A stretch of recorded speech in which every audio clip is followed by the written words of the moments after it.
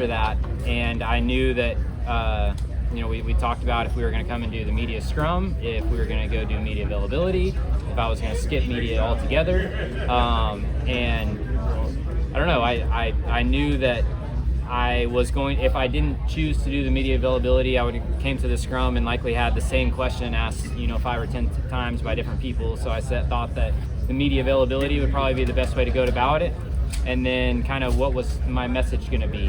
And I landed on the message that I sent because that's what I felt, and how I didn't feel confident enough to go up there and spiel a bunch of BS that I didn't truly believe, and I wanted to speak from the heart, and that's what I did, and said how I felt, and the rest is history.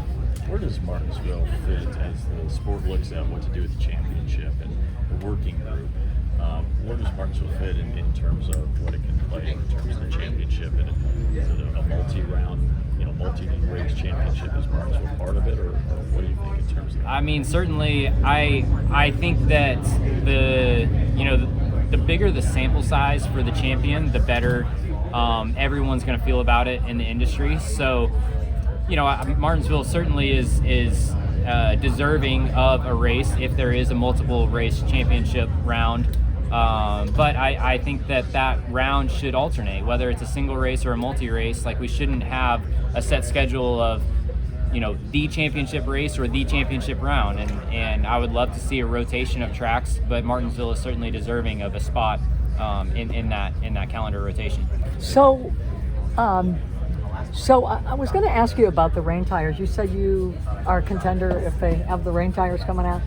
When did you figure you were pretty good at rain tires, and how did you become good at it? And how different is it for those who may be watching?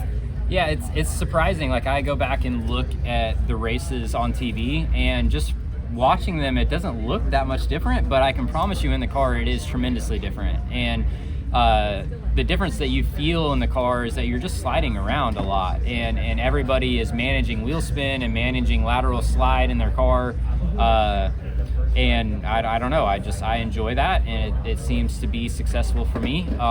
So yeah, it's surprising how similar it looks on TV, but I can promise you inside the car, the way that you drive the car is a lot different. I think it's your background, dirt sliding. Yeah, I mean, I just think you're always improvising, and maybe that comes from dirt track racing, but you're always you're searching, and I go back to Loudon, and there was a dominant groove that eventually came in, but whenever you first drop the green flag, you have no idea what the dominant groove is, and you're trying to search all over the track, and I found a groove that worked for me that allowed me to get right to the front. So I just think it's adapting to the ever-changing conditions that happen significantly faster than it would under a dry condition.